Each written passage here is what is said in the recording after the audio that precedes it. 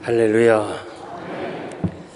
전도는 성도의 선택이 아니고 필수입니다. 16절 말씀 보면 내가 복음을 전할지라도 자랑할 것이 없으면 부득불할 일임이라. 주님의 명령, 전도는 하나님이 가장 기뻐하시는 것입니다.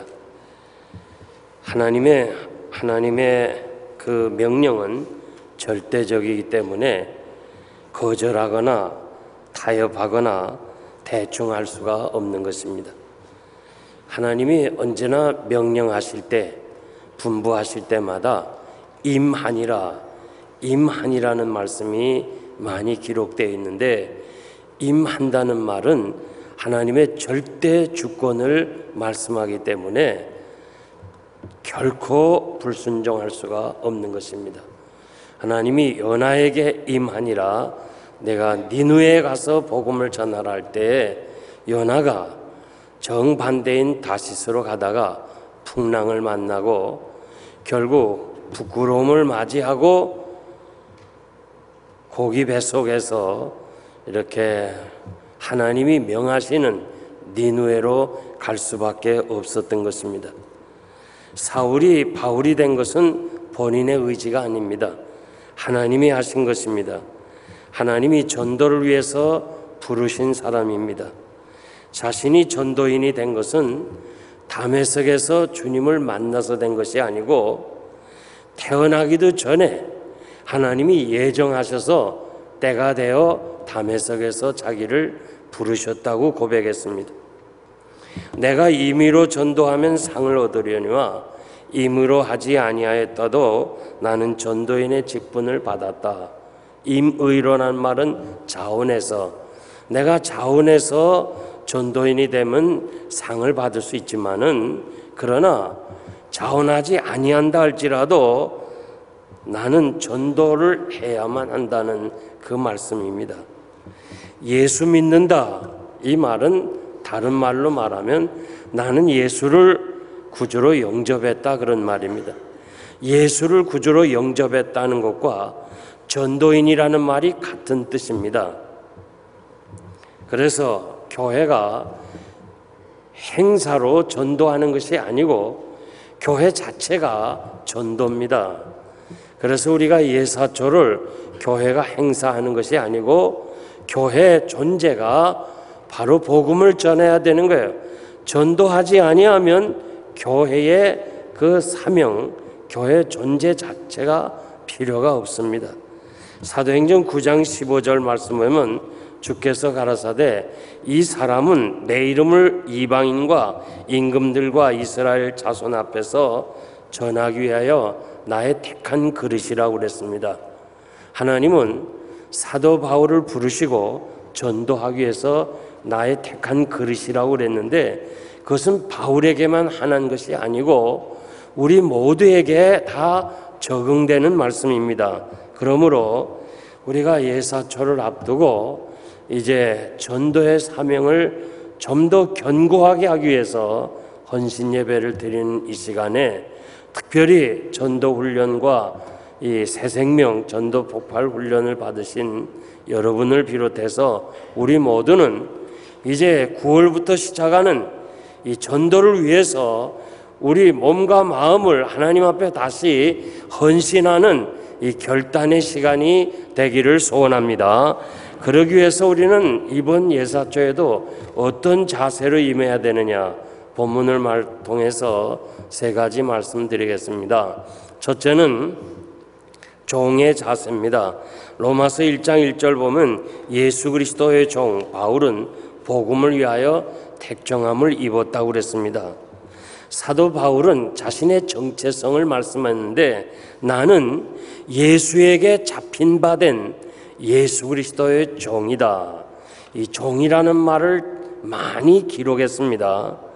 사도 바울은 예수 그리스도 외에는 어떤 사람에게도 예속되지 아니했습니다.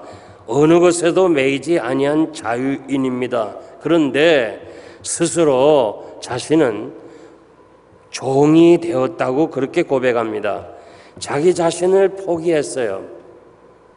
왜 모든 사람이 예수 믿게 하기 위해서 한 사람이라도 예수 믿기 위해서라면 나는 모든 것을 다 희생하겠습니다.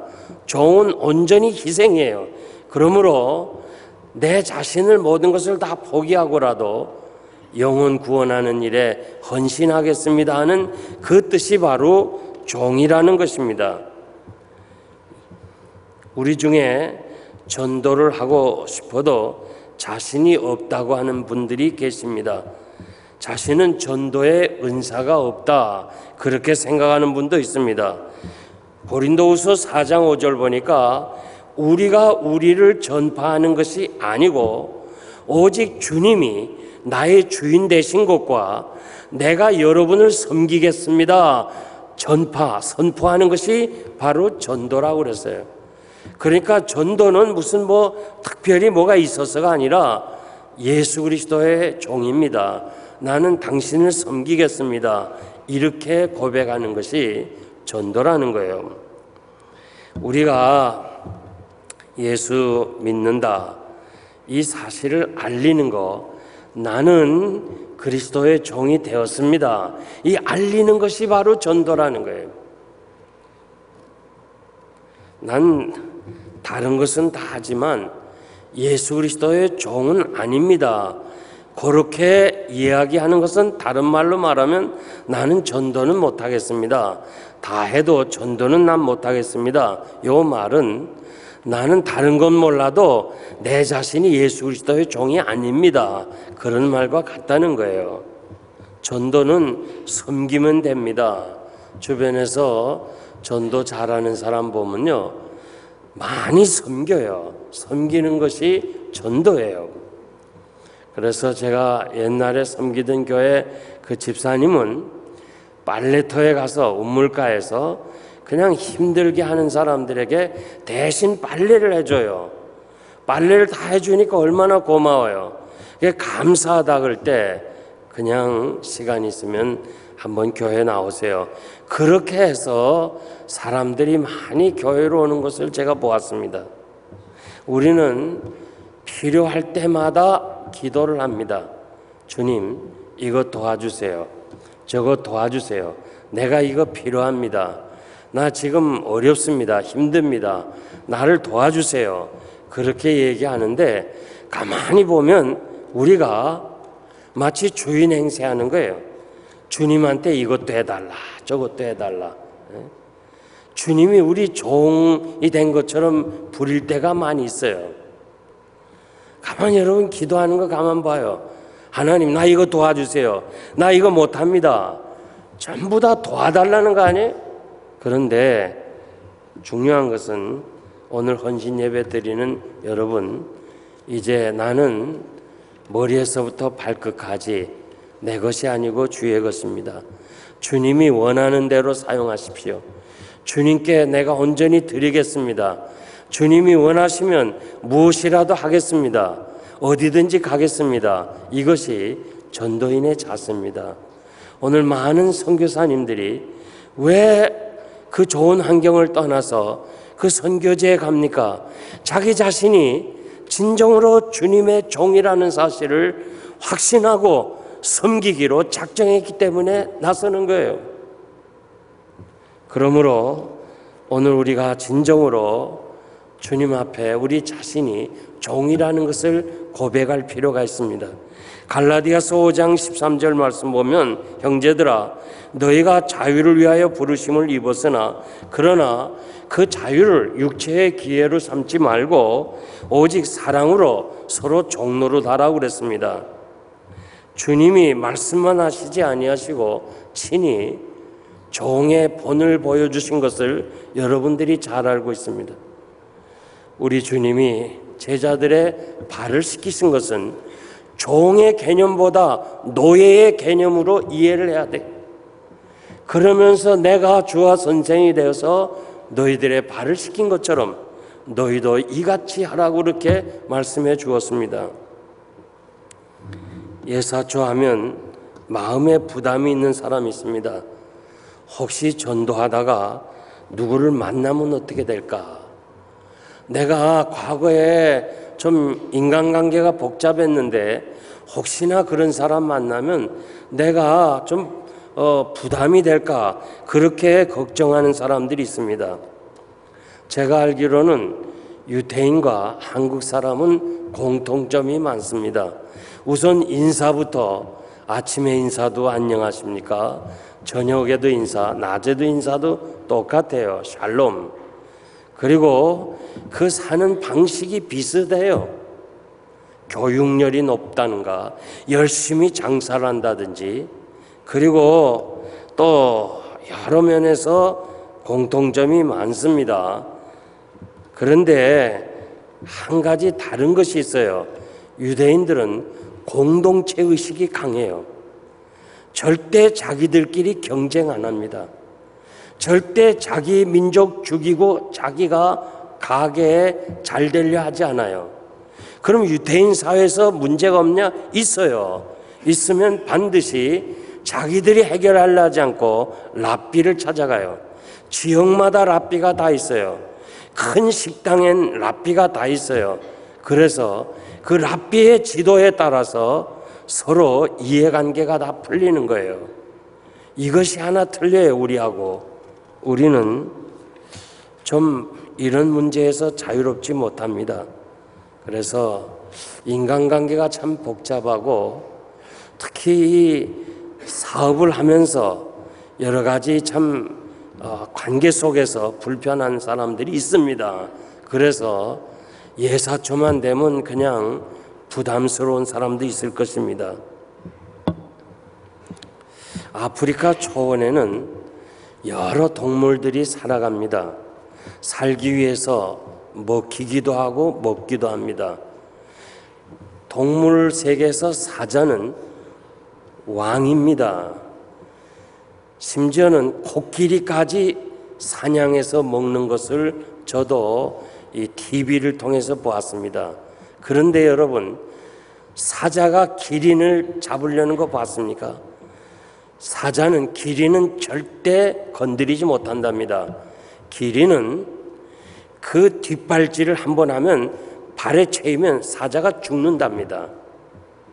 그래서 그 초원에서도 아주 늠름하게 사자가 옆에 있어도 걱정 안 하는 것이 그 발로 한번 차버리면 사자가 그냥 내동댕이 쳐서 죽는데요. 그러니까 사자도 그걸 알아서 기린한테는 접근을 못 한답니다. 그러면 자기들끼리 싸우는가? 기린은요 절대 자기들끼리 안 싸운대요. 왜냐하면 싸웠다가 혹시 부상당하거나 죽으면 그 발로 차서 죽으면 어떡하겠어요. 그러니까 종족, 그 기린이라는 그 아주 신사다운 그분들이 종족을 보존하기 위해서 절대 안 싸운다는 거예요. 그럼 어떡하냐? 싸움이 있을 텐데 그 지역을 떠난답니다. 얼마나 훌륭해요. 여러분 기린 보면서 좀 이런 것도 생각해요. 얼마나 훌륭해요. 그건 멋있잖아요. 다리도 길고 말이지, 키도 크고 꼭 영국 신사 같지요. 그냥 불편하면요 그 지역을 떠난대요. 네가 여기서 그럼 살아라. 난 다른 지역으로 간다. 제가 지난주에 말씀드렸죠. 지는 것이 이기는 것이다. 마음에 새기길 바랍니다. 아비심정으로 말씀드리는데 정말 지는 것이 이기는 겁니다.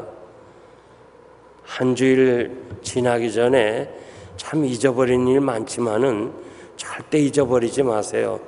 가정에서도 마찬가지예요. 부부가 지는 것이 이기는 거예요. 자, 옆 사람에게 다시 한번 얘기해 주세요. 지는 것이 이기는 겁니다.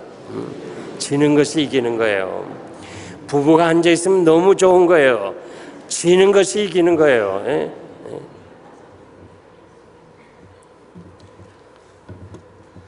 저는 이번 주에도 목사님에게 한 분이 상담을 받았어요. 교회가 어려운데 어떻게 하면 좋겠냐? 떠나라. 내가 떠나라 그랬어요. 모든 교회 책임은요 목사가 져야 돼요. 이렇든 저렇든 목사가 책임지고 떠나야 돼요. 떠나라 그랬어요. 뭐 내가 해당 사항이 아니니까 쉽게 말하는 것 같지만 떠나야 되는 거예요. 왜? 하나님이 살아계시니까. 제가 신성교회 신학을 졸업하고 신성교회라는 교회를 처음 갔는데요, 제가 전도사로서 졸업하자마자 갔는데 80명 출석 장년교인이 1년 만에 360명이 모였어요. 그냥 매일처럼 수십 명씩 오는 거예요.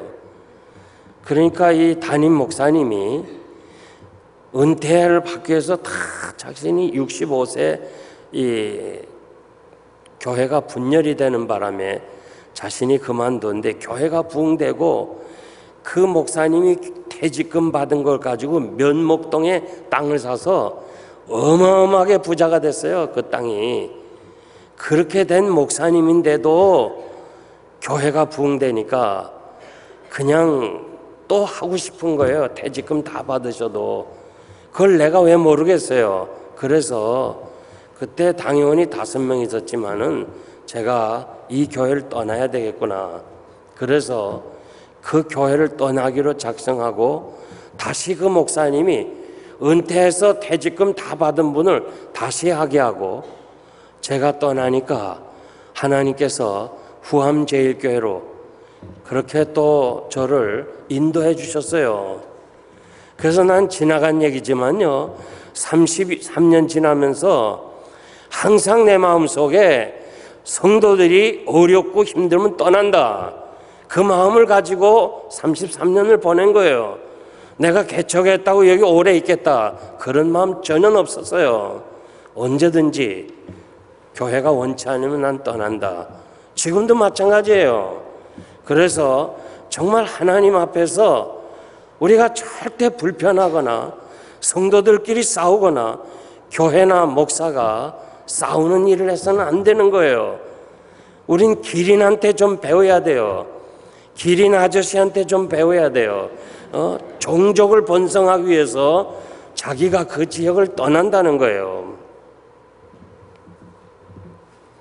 한 영혼 살리기 위해서 우리 좀 종의 자세로 내려가요. 좀 양보해요. 100번 양보해도 돼요. 하나님이 살아계시니까 하나님이 갚아주실 거예요. 이 좁은 바닥에서 영생교회 왔다가 그 인간관계가 복잡한 것 때문에 교회를 못 나오겠다는 거예요. 누가 책임져요? 그 한 영혼을 누가 책임지냐 이거예요. 오늘 밤이라도 하나님이 오라 하면 가야 될 사람들이에요. 젊었다고 나중 가는 거 아니에요. 얼마나 무서운 병이 많은지 몰라요. 그래서 우리가 정말 하나님 앞에서나 사람 앞에서 신앙 양심 앞에 부끄러움 없이 살면, 우리가 전도하자면 어느 때 어디서든지 나가서 예수 믿으라고 전할 수 있는 종의 자세가 있어야 되는 거예요. 이것이 바로 헌신의 자세예요. 지난 날은 어떻게 살았든지 간에 앞으로는 여러분들이 이 문제를 좀 심각하게 생각해 주시기 바랍니다. 두 번째는 사랑의 자세입니다. 유대인들에게는 내가 유대인과 같이 되고, 그 이유는 유대인을 얻고자 함이라. 율법 아래 있는 자에게는 내가 율법 아래 있지 아니하나, 율법 아래 있게 된 것은 율법 아래 있는 자들을 얻고자 하며, 내가 여러 사람에게 여러 모양이 된 것은 아무쪼록 한 사람이라도 더 얻으려고 그렇게 했다고 말씀합니다. 사도 바울은 성전에 가서 유대인들이 행하는 결례를 행했습니다. 자신이 이 기독교적인 입장에서 볼 때 유대인의 결례는 아니에요. 그렇지만은 그 유대인을 얻기 위해서 그들의 결례를 행하게 됐고, 제2차 전도 여행 때 유대인들을 구원하기 위해서 디모데에게 할례를 베풀라, 할례를 행하라고 그렇게 말씀해 주었습니다. 사도 바울은 여러 사람에게 여러 모양이 되었다, 이 became, 되었다는 이 자체가 나는 사랑이라고 해석하고 싶어요. 이 아가페라는 단어를 제가 일전에 한 말씀드렸지만은, 구약의 헤세드라고 하는 하나님의 사랑을 신약 성경, 신약 헬라어로 번역해야 되는데 구약 성경을 이 하나님의 사랑을 번역할 단어가 없는 거예요. 그래서 특별히 성경 번역하기 위해서 아가페라는 단어를 만들었어요. 하나님이 우리를 사랑하는 것을 어떻게 이성적인 사랑으로 표현할 수 있어요? 어떻게 부모가 자식 사랑하는 것으로 비교가 돼요? 어떻게 민족이 서로 사랑하고 형제가 사랑하고 그런 것으로 다룰 수 있어요? 그래서 특별히 만든 단어가 아가페예요. 이 아가페를 우리가 이렇게 요즘 추잡하고 더러운 단어로 쓰는 사랑이라는 단어를 가지고 어떻게 하나님의 사랑을 번역하겠어요? 그래서 became, 되었다는 거예요. 바울은 그 영혼을 사랑하기 위해서 그 사람이 위치에 된 거예요. 여러분, 진정으로 남편을 사랑한다면 남편이 되어야 돼요. 아내를 사랑한다면 아내 위치가 돼야 돼요. 그러면 오해할 거 하나도 없어요. 다 이해가 돼요. 왜 당신은 자꾸 그래? 그러지 말고 왜 그렇게 해야 되는가를 became, 돼보세요. 다 이해하고 포용할 수가 있는 거예요. 왜 남편이 짜증하고 신경질 부릴까? 왜 그래? 저 사람 왜 그래? 그러지 말고 그 사람의 위치에 대봐요. became. 힘든 위치에 대봐요. 이해가 되는 거예요. 긍휼히 여기는 자는 긍휼히 여김을 받을 것이요. 긍휼히 불쌍히 여기라는 것은 뭐 위치에서 그냥 주라, 도와주라 그런 말 아니에요. 그 사람의 위치로 대라는 거예요. 이 되는 것이 바로 사랑이에요. 진정 우리 교회가 무엇인가 문제가 있을 때마다 그 사람을 비난하거나 정죄하지 말고 그 사람의 위치를 한번 대봐요. 그러면 이해가 될 거예요. 그리고 오히려 용서하게 되고 오히려 위하여 기도하게 되리라고 생각합니다. 그러므로 복음 자체는, 진리 자체는 절대 양보가 없지만은 복음을 전하는 방법에 있어서는 얼마든지 우리가 여러 모양으로 섬기면서 나갈 수 있는 것입니다. 주님은 죄인을 구원하기 위해서 죄인이 되셨습니다. 우리가 받을 형벌을 대신 받기 위해서 십자가를 지신 거예요.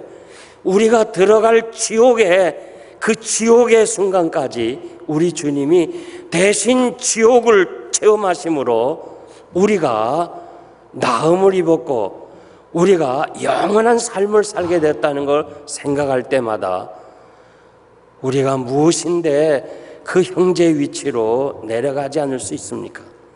고린도전서 10장 33절 말씀 보니까 나와 같이 모든 일에 모든 사람을 기쁘게 하며 나의 유익을 구하지 말고 많은 사람의 유익을 구하여 저희로 예수를 믿게 하라. 내 유익을 위해서 구하지 말고 많은 사람의 유익을 위해 살아서 저들로 하여금 예수를 믿게 하라고 그랬어요. 오늘 헌신 예배를 드린 여러분, 이런 삶의 자세가 우리들에게 있어야 될 줄 압니다. 여기 보면은 이 유익이라는 말, 그리고 얻는다는 말, 이 말은 결국 장사하는 데 쓰여지는 개념이고 의미입니다. 여러분들이 사업을 할 때요, 돈을 벌기 위해서 별의별 사람을 다 만나잖아요. 사업하면서 정말 다 만나요. 그래도 그 돈을 벌기 위해서 좀 싫지만 비에 상하지만은 때로는 그냥 웃음도 해야 되고 아양도 해야 되고 또 그 사람의 위치에서 좀 도와주기도 하고 그래야 되잖아요. 웃음이 안 나지만 그래도 웃어야 되잖아요. 왜? 돈을 벌기 위해서 그렇게 해야 되는 거예요. 제가 어느 집을 신방 가게를 간 적이 있는데 그 남편이 그래요. 남편은 뒤에서 세탁소에서 대리짐을 이 프레스를 하는데 아내는 앞에 캐시되어 있는데 미국 사람이 세탁물 가져와서 아내를 허그한대요. 그래서 자기가 정말 기분 나쁘대. 가서 멱살이라도 잡고 싶지만은 그러면 어떻게 해요? 단골이 떨어지는데.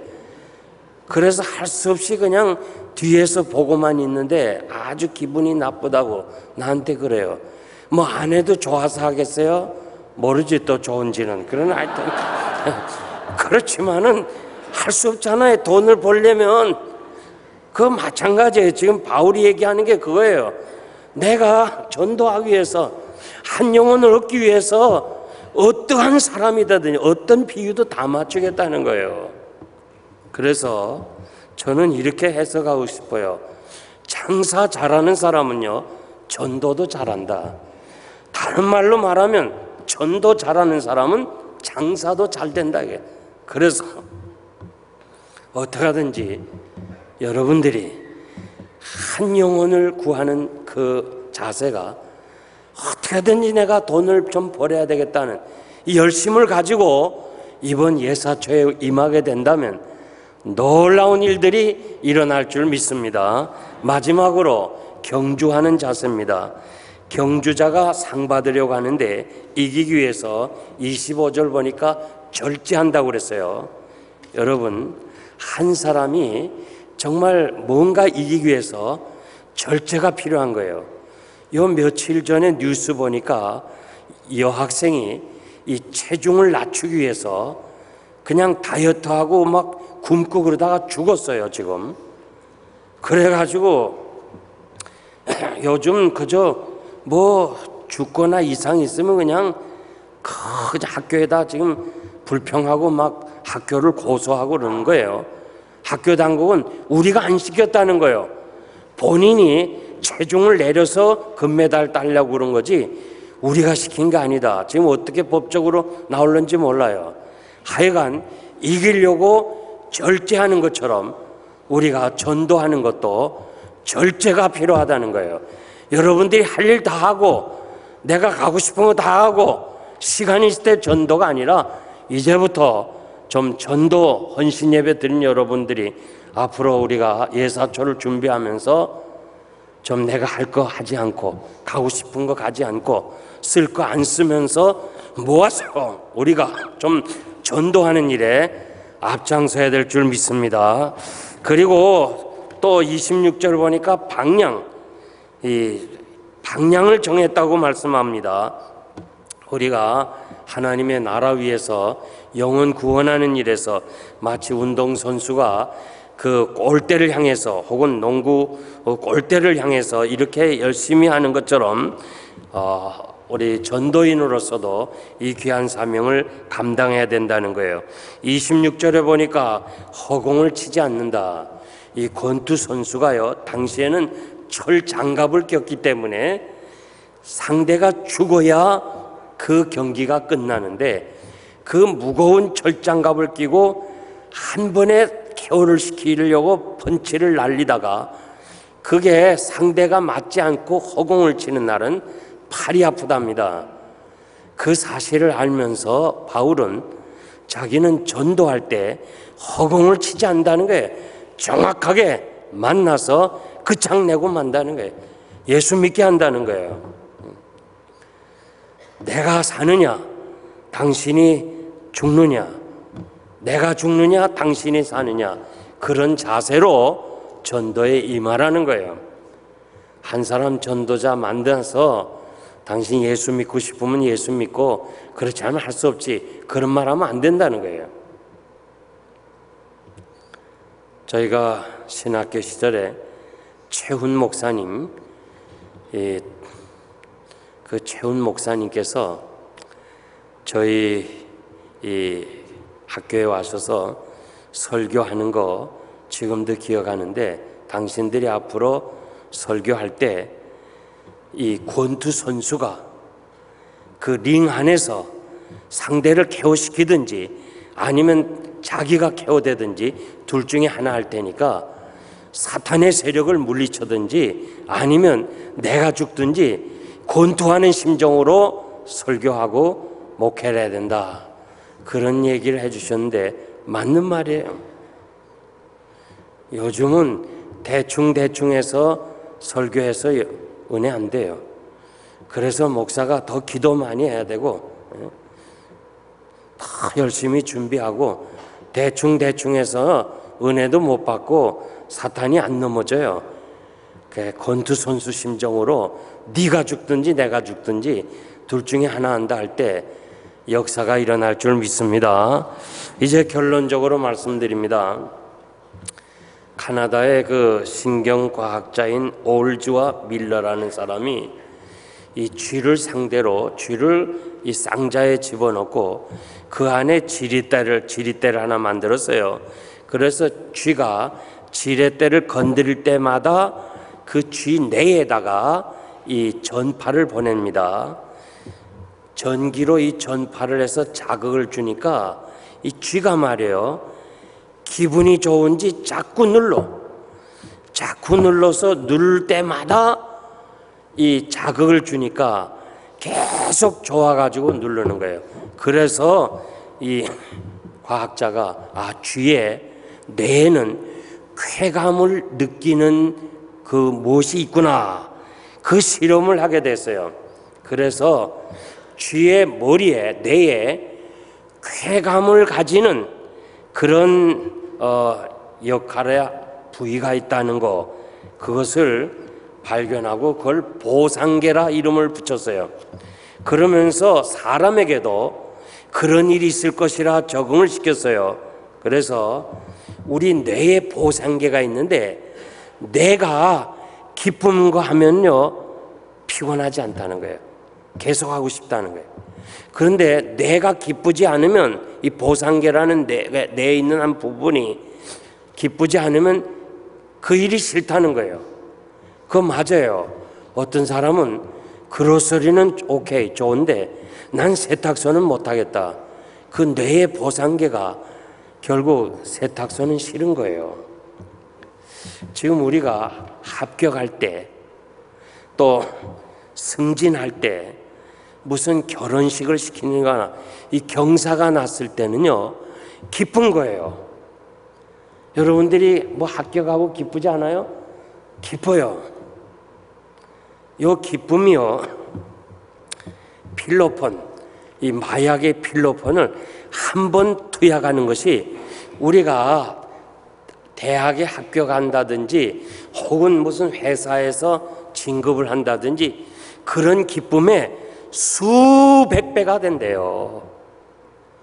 그래서 여러분들이 아직 필로폰을 안 먹어보거나 뭐 맞지 않아서 잘 모르니까 그렇다고 해볼라 하지 마세요. 그거 하여튼 한 번 딱 하는 것이 우리가 합격해서 얻어지는 기쁨의 수백 배가 된다요. 그래갖고 사람들이 한 번만 하면요 그 다음엔 이것이 중독이 된다는 거예요. 우리 뇌에 보상계가 있어가지고 계속하게 된다는 거예요. 그래서 그 TV에 형사가 이렇게 나와서 인터뷰를 하는데요, 그 자기가 그 마약 이 전범자들을 취급하는 담당 형사이기 때문에 도대체 이 사람들이 왜 마약을 먹나, 왜 마약을 맞나, 이거를 한번 실험을 하기 위해서 한 번 딱 했다가 이분이 마약 중독자가 되고 말았다는 거예요. 그러니까 아예 여러분 아예 그 생각도 하지 말아요. 뭐 나도 한번 해볼까 하다가 그냥 빠지게 되는 거예요. 여러분, 이 한 번의 이 기쁨이 계속 중독되는 거예요. 그러면 사람마다 이 뇌의 보상계가 다르대요. 그래서 우리 지휘자나 이 반주자들은 노래하는 것을 즐거워하는 사람이 있어. 그냥 노래만 나오면 너무너무 좋아요. 음악만 나오면 너무너무 좋아요. 제 아내가 그래요. 하여튼 뭐 음악만 나온다면 너무너무 좋아요. 나는 막 좀 피곤하고 힘든데 그냥 너무너무 좋아하는 거예요. 예? 밥도 안 먹어요. 음악만. 그거 뭐 피곤해도 가서 또 보려고 그래요. 우리 찬양팀들 노래 보상계가 있어요. 어떤 분은 컴퓨터에 그냥 완전히 중독돼요. 컴퓨터에 보상계가 있어요. 내 어떤 사람은 골프 치면 막 밥도 안 먹어요. 골프만 쳐. 어떤 사람은 마라톤 하는 거예요. 그런데 바울은 내 보상계가 뭐냐? 전도예요. 전도하자면 그냥 자기는 너무너무 좋아요. 나는 이 전도를 위해서라면 생명을 내놓겠다. 그래서 나는 바울을 좀 미안하지만 쉽게 언어로 표현하면 전도에 중독된 사람이다. 아주 전도에서 기쁨을 얻는 거예요. 마치 마약 환자가 마약 안 먹으면 막 죽는 것처럼 사도 바울은 완전히 전도에 중독이 됐어요. 오늘 전도위원회에 속한 여러분, 전도의 중독자가 돼야 돼. 가자. 밤에는 전도하는 꿈을 꾸고 낮에는 나가서 전도 만나는 사람마다. 그래서 오늘 저녁 참석한 여러분들은요, 식당에 가든지 누구를 만나든지 오늘부터 처음 만나면 좀 물어봐 주세요. 예수 믿습니까? 예수 안 믿는다면 예수 믿으세요. 우리 교회 오라는 건 좀 어렵지만은 예수 믿으세요. 이거 할 수 있어요. 예수 믿으십니까? 예수 믿으세요. 듣든지 아니 듣든지 전도함으로 여러분 통해서 하나님 앞으로 돌아오는 구원 역사가 많아지길 바랍니다. 기도합니다. 하나님 아버지,